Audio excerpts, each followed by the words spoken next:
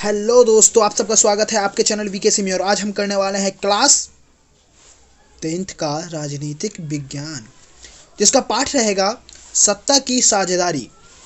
अब सत्ता के बारे में पढ़ेंगे तभी तो पता होगा। तब हम जो सीज़न है 2020-21 का, जो कि 2021 में आने वाला है, तो रेडी हो जाइए, क्योंकि हमको आशा है कि आप जैसे विद्यार्थी बहुत महान होते हैं। तो ये एनसीईआरटी पर आधारित है। जिस राज्य में एनसीईआरटी बुकें हैं उस वो वीडियो ये देख सकता है। तो चलिए बिना देर न किए हुए आगे स्टार्ट करते हैं अपना कहानी। Let's start. तो हम सबसे पहले बेल्जियम और श्रीलंका के बारे में जानकारी प्राप्त करेंगे।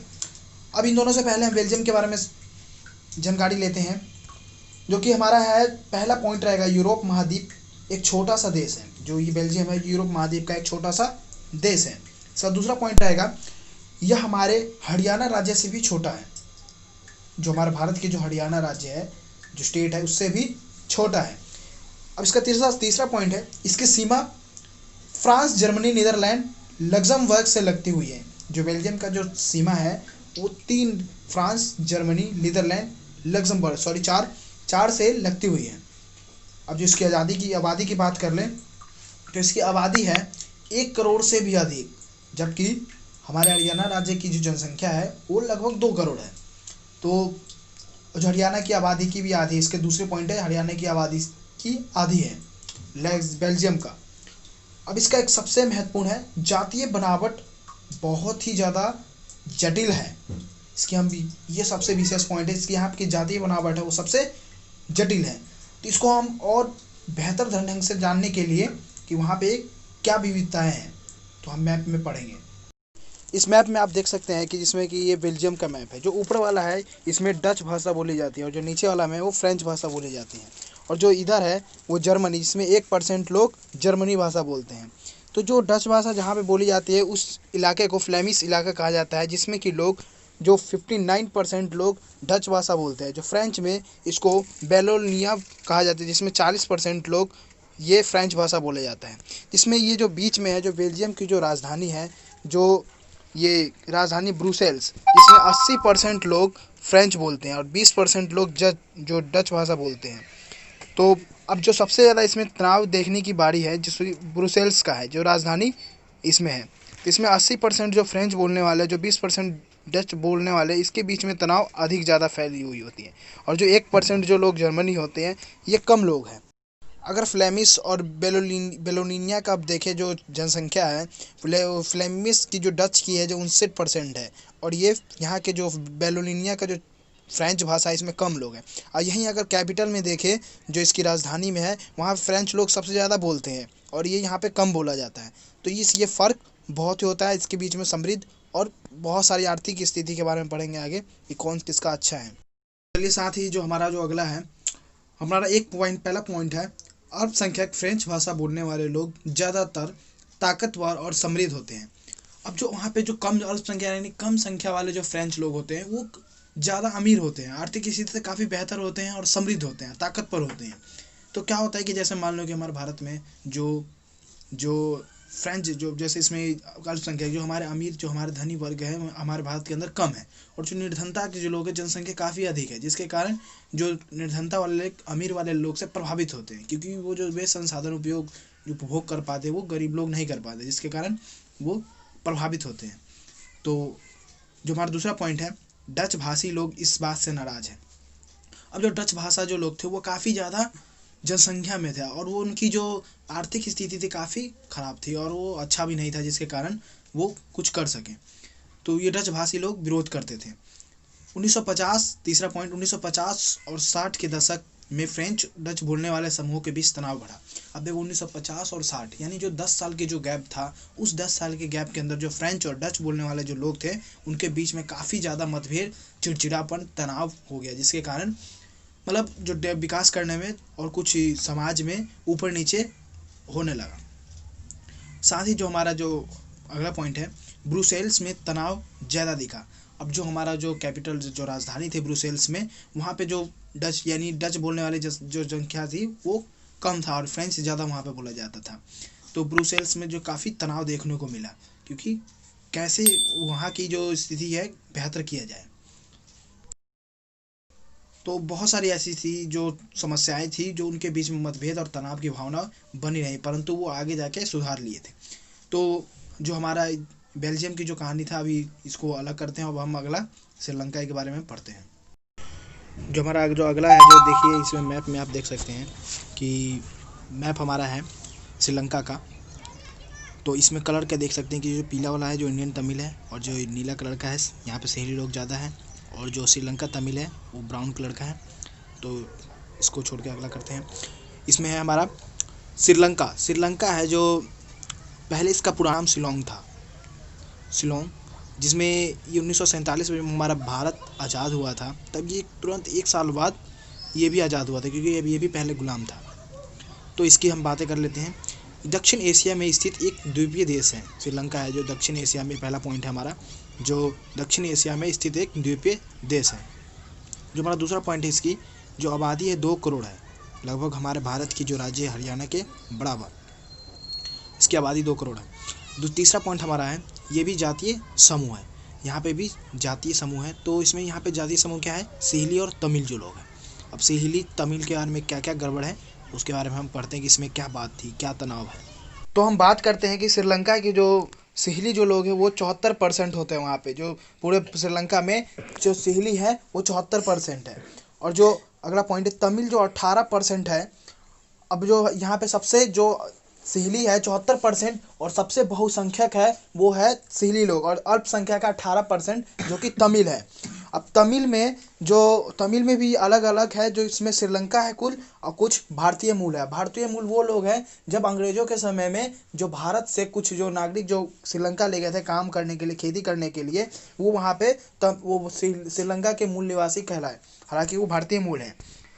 तमिल मुख्य रूप से उत्तर और पूर्वी प्रांतों में बसे हैं।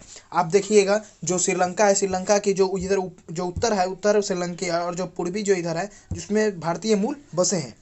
सिहली बौद्ध, अब जो सिहली है बौद्ध धर्म को ज़्यादा अपनाते हैं, और तमिल हिंदू और मुसलमान दोनों को। अब जो ईसाई है हमारे, जो इसकी केवल 7% है, जो कि ये सिहली और तमिल भाषा दोनों जानते हैं। जो ईसाइयों की जो है वो अल्पसंख्यक है, वो केवल 7% है, जो कि वो सिहली और तमिल भाषा दोनों को जानते हैं। तक हम बात करते हैं कि जो श्रीलंका और तमिलों के बीच में क्या विवाद थी। तो देखते हैं कि जैसे समझते हैं कि ये श्रीलंका की जो इसमें है, जो एक छोटा सा जहाँ पे तमिल लोग ज़्यादा रहते हैं, वहाँ पे तमिलों की मांग होती है कि इसको हमारा एक छोटा सा अलग देश बना दिया जाए तमिलों की। परंतु जो श्रीलंका इसका विरोध करते हैं, कि तनिक बर्दाश्त नहीं करते हैं। वो बोलते हैं कि अलग से देश में आके यहाँ पे बस के और बोल रहे हैं अलग, ऐसा नहीं कुछ होगा।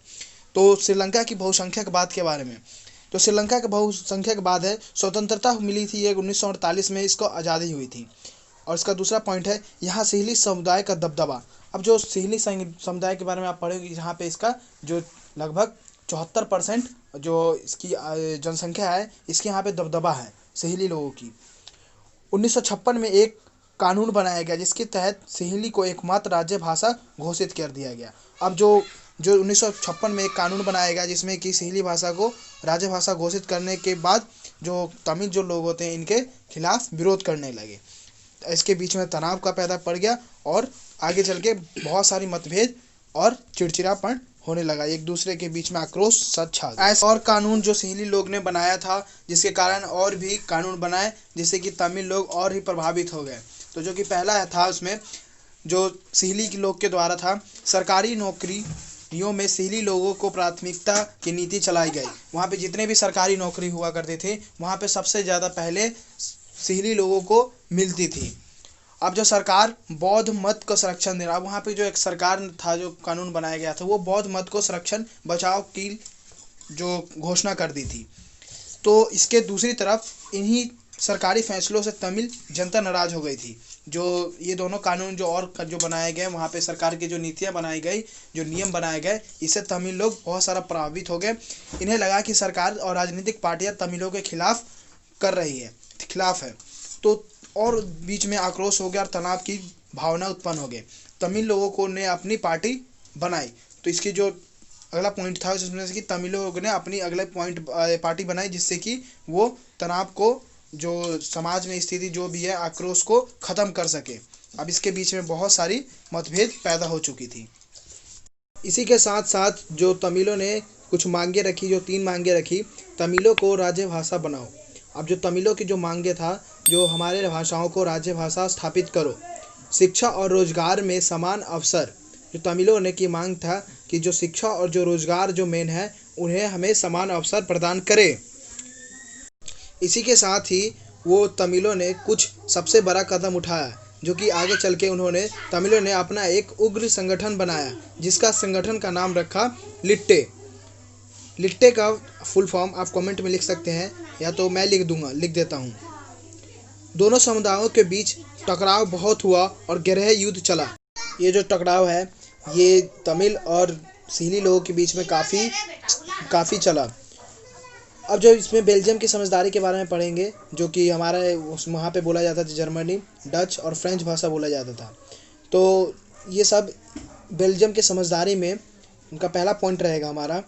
बेल्जियम के नेताओं ने क्षेत्रीय अंतरों तथा सांस्कृतिक विविधताओं को स्वीकार किया। अब जो बेल्जियम के जो नेताओं थे, वहाँ की जो सांस्कृतिक की थी, जो डच की थी और फ्रेंच की थी, उनको स्वीकार किया गया और किसी को भी एक दूसरे से मतभेद और आक्रोश की भावना को फैलने नहीं दिया। दूसरा पॉइंट है 1970 और 1993 के बीच उन्होंने संविधान में 4 बार संशोधन किए, यानी 4 बार सुधार किए, जिससे कि वहाँ की जो डच और फ्रेंच की जो लोग हैं उनके बीच में जो भाईचाराओं की भावना बनी रहे। तीसरा पॉइंट था हमारे, संशोधन इसलिए किया ताकि देश के सभी मिलजुल कर रहे, सभी देश के अंदर भाईचाराओं की भावना बने रहे और अपने समाज को एक दृष्टि और एक विकास की ओर ले जाने के लिए सक्षम रहे, और कोई भी गृह युद्ध और कोई भी मतभेद ना हो समाज के अंदर, जिससे कि उस देश की हानि पहुँचे। आप इसमें ध्यान दिए होंगे कि जो श्रीलंका के जो सरकार थी वो सिंहली लोग के लिए फायदे की बात करती थी, जबकि बेल्जियम था वो सारे अपने जो डच, फ्रेंच और जितने भी क्षेत्रीय हैं उनके फ़ायदे के लिए बात करते थे। इसीलिए हम बेल्जियम के बारे में पढ़ रहे हैं, और जो बेल्जियम की जो वहाँ की व्यवस्था थी वो काफ़ी अच्छा था, संविधान काफ़ी अच्छा बनाया था, सुधारा था। तो हम अगला बात करते हैं, के साथ ही हम बात करते हैं बेल्जियम द्वारा बनाया गया मॉडल। अब हम मॉडल के बारे में क्यों पढ़ते हैं, क्योंकि हमें इससे सीख लेनी चाहिए हर एक देश की कि कैसा संविधान और कैसा स्थिति नियम होना चाहिए, जिससे कि हम अपने धर्मों के बीच में सामंजस्य से बैठा सकते हैं। तो इसका पहला पॉइंट हमारा रहेगा, बेल्जियम के द्वारा बनाया गया मॉडल का पहला पॉइंट रहेगा, केंद्र सरकार में डच और फ्रेंच भाषी। अब जो डच और फ्रेंच भाषी के जो मंत्रियों को बनाया गया, समान संख्या दिया गया कि डच से भी उतना ही निकलेगा जितना कि फ्रेंच संख्याओं का जो मंत्रियां निकलेगा, संख्या समान रहेगी। कुछ विशेष कानून तभी बन सकता है जब दोनों समूहों के सांसद बहुमत हो। अब जब भी कोई कानून बनाना होगा तो जो डच और फ्रेंच दोनों से पूछा जाएगा और उस पर बहुमत की जाएगी, जिससे कि वो आगे चल के लागू होगा। इसकी दूसरी पॉइंट है, केंद्र सरकार की सारी जो शक्तियां हैं 2 इलाके क्षेत्रीय सरकार को दे दी गई। अब जो केंद्र सरकार की जो शक्तियां हैं वो जो क्षेत्रीय यानी स्टेट के अंदर जो सीमित लिमिटेड होता है उसके अंदर वो बांट दिया गया, जिससे कि और भी अच्छा हो जाएगा। ब्रुसेल्स जो वहाँ की राजधानी थी, बेल्जियम की राजधानी थी। ब्रुसेल्स में अलग अलग सरकार हैं, इनमें दोनों समुदाय का समान प्रतिनिधित्व दिया गया, जो डच और फ्रेंच, जिससे कि कोई भी मतभेद ना हो। केंद्र और राज्य सरकार के अलावा तीसरे स्तर की सरकार भी बनाई गई, जैसे गांव में होता है सामुदायिक सरकार, और जैसे उसके अंदर एक एक्स्ट्रा में जो सरकारें बनाई गई, जिससे कि जो जनता है वो सीधे उससे संपर्क कर सके और अपनी जो समस्या है उनको बता सके, जो डच और फ्रेंच भाषाओं की जो उनकी प्रॉब्लम हो। हम बात करते हैं, क्या पहला प्रश्न हमारा रहेगा कि क्या सत्ता की साझेदारी जरूरी है या होनी जरूरी है, कि यानी सत्ता में बंटवारा होना जरूरी है। तो बिल्कुल हाँ, इसको आप पहला तर्क और दूसरा तर्क से भी दे सकते हैं, या तो आप ऐसे भी लिख सकते हैं। तो सत्ता के पहला तर्क में ऐसे लिख सकते हैं, या पहला पॉइंट में कि सत्ता का बंटवारा ठीक है, सत्ता का बंटवारा करना ठीक होता है। आप यहाँ पे देख सकते हैं जो श्रीलंका में था वहाँ पे सत्ता का बंटवारा किया गया था सिंहली लोगों को, परंतु वहाँ पे क्या था, ऊंच नीच का हो रहा था, जिसके कारण मतभेद और आक्रोश की भावना फैली हुई थी। तो सत्ता की बंटवारा समान रूप से ठीक होता है। दूसरा पॉइंट, विभिन्न समूहों के बीच टकराव की आशंका कम हो जाती है। अब जब सत्ता की जब बंटवारा होता है तो जो टकराव की भावना, हिंसा की भावना है वो बहुत ही कम हो जाता है। तो इसी के साथ हमारा जो तीसरा है सत्ता में साझेदारी यानी बराबर बराबर बांटना। सत्ता की बंटवारा लोकतांत्रिक व्यवस्था के लिए ठीक होता है। जब सत्ता की बंटवारा किया जाता है तो उस समय डेमोक्रेसी के लिए, व्यवस्था के लिए बहुत ही अच्छा साबित होता है। सत्ता की साझेदारी, जो हमारा जो चौथा पॉइंट रहेगा कि सत्ता की साझेदारी जो डेमोक्रेसी यानी जो लोकतंत्र को बनाए रखने के लिए सबसे अहम और आत्मा कहलाती है। अगर हमारे सत्ता का बंटवारा नहीं किया जाएगा या सत्ता का बराबर नहीं होगा तो एक लोकतंत्र नहीं होगा। तो आप जानते होंगे कि लोकतंत्र में क्या होता है, जो लोगों द्वारा सरकार चुनी जाती है और जो सरकार होती है वो लोगों के हित के बारे में सोचा करते हैं। तो अगर ऐसा नहीं होगा तो वहाँ पे लोकतंत्र नहीं है, या तो ये तानाशाही है या कोई एक राजतंत्र का स्थापित हो सकता है। जो अगला हमारा है, जो सत्ता की साझेदारी के रूप में, अब जो हमारा प्रश्न है कि सत्ता की साझेदारी, ये बहुत ही ज़्यादा मोस्ट इंपॉर्टेंट है, ये पेपर में ज़रूर आने का संभावना है। तो अब इसका उत्तर हम पढ़ते हैं। ऐसा माना जाता था कि जो राजनीतिक सत्ता का बंटवारा नहीं किया जा सकता, जो पहले से माना जाता था कि राजनीतिक सत्ता का बंटवारा हम नहीं कर सकते हैं उसको, लेकिन इसके विरुद्ध सत्ता की साझेदारी का विचार सामने आया था। अब इसके विरुद्ध जो उल्टा क्या होगा, सत्ता का साझेदारी यानी बंटवारा करने के लिए विचार सामने आ ही गया। लंबे समय तक ये मान्यता चली आ रही थी कि सरकार की सारी शक्तियाँ व्यक्ति के हाथ में होनी चाहिए, यानी जो लंबे समय से यही बात की जाती है बहुत पुराने से, कि जो जितने भी फैसले लेने की शक्ति है वो सरकार की जो एक ही व्यक्ति के हाथ में होनी चाहिए, या तो राजा होगा या तो कोई एक ही पार्टी के हाथ में, जिससे कि फैसला लेने की में आसानी होगा। अगर देखिए कोई राजतंत्र में है या तो कोई राजा है तो अपना फैसला अकेले का है, वो खुद का ले सकता है, या तो वो अपना जो मर्जी चाहे वो कर सकता है। शक्ति अब क्या है इसमें आसानी से लेने, अगर फैसले की शक्ति बिखर गई तो तुरंत फैसला लेने उन्हें लागू करना संभव नहीं है। अब देखो क्या है कि अगर मान लो कि कोई एक व्यक्ति के हाथ में जो पावर है तो वो क्या करता है, वो अपनी मर्जी से जो भी है न्याय कर सकता है। और वहीं अगर शक्ति का जो विभाजन है वो कई लोगों के बीच में किया गया तो क्या होगा, सभी की मान्यता चाहिए, सभी की बहुमत चाहिए, जो बहुमत चाहिए, तभी जाके कोई भी कानून और कोई भी नियम है वो लागू होगा। तो इसमें ये लिखा गया था। हमारा जो अगला है, शासन के विभिन्न अंगों के बीच शासन का बंटवारा।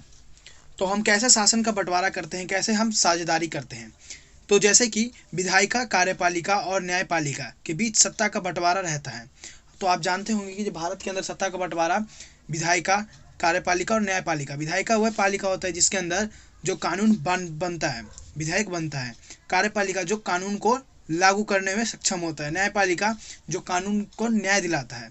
के बीच में बंटवारा, इन दोनों के बीच में एक दूसरे के मतलब तीनों के बीच में सामंजस्य बैठाते हैं सत्ता का। यह सत्ता का 36 बंटवारा कहलाता है सीधा।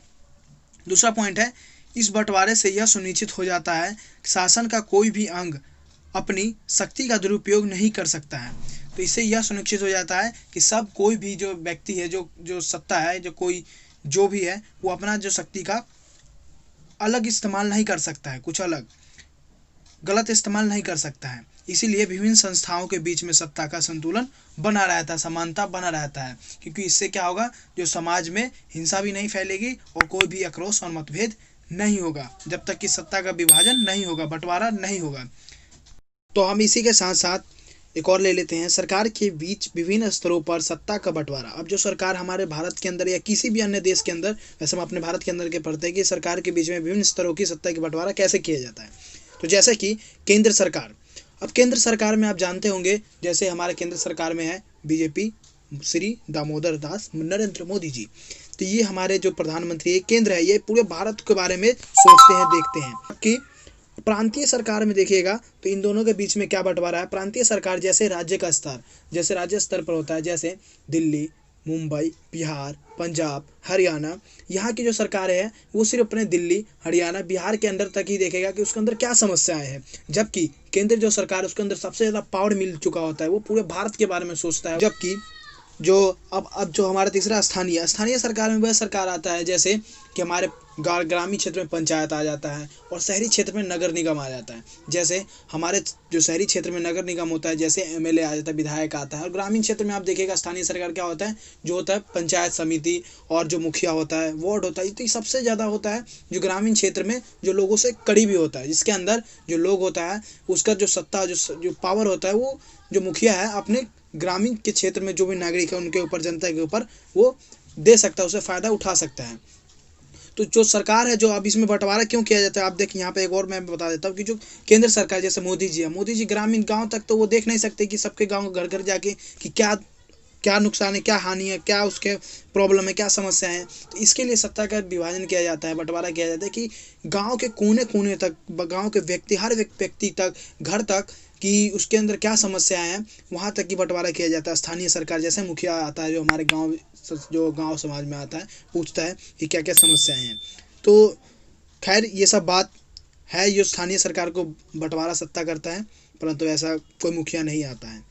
तो इसी के साथ ही जो हमारा अगला है, सत्ता का बंटवारा विभिन्न सामाजिक समूहों में कैसे किया जाता है। तो जैसे कि सत्ता का बंटवारा विभिन्न सामाजिक समूहों, भाषाई, धार्मिक समूहों के बीच हो सकता है।